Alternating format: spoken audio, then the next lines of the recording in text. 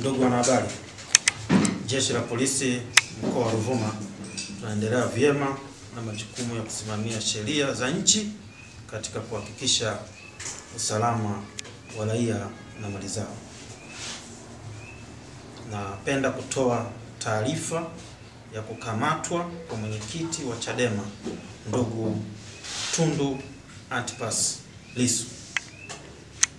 Jeshi la Polisi mkoa wa Ruvuma linapenda kutoa taarifa ya kukamatwa kwa mwenyekiti wa Chama cha Demokrasia na Maendeleo Chadema ndugu Tundu Antipas Lissu.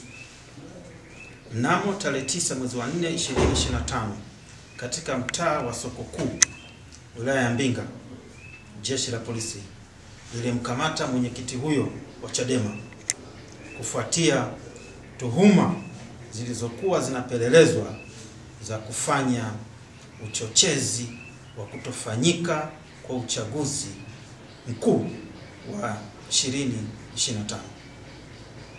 Mtuhumiwa huyo anahojiwa na Jeshi la Polisi juu ya tuhuma hizo huko Dar es Salaam.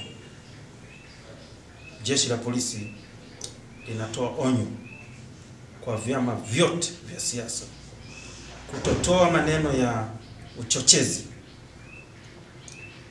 kutotoa lugha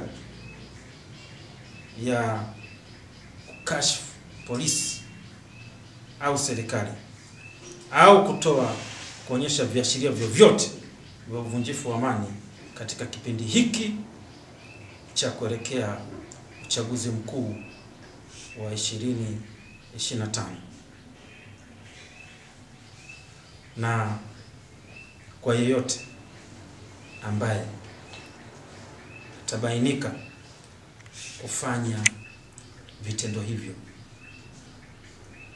Jeshi la Polisi litamchukulia sheria na litamtendea kwa mujibu wa sheria. Asanteni sana.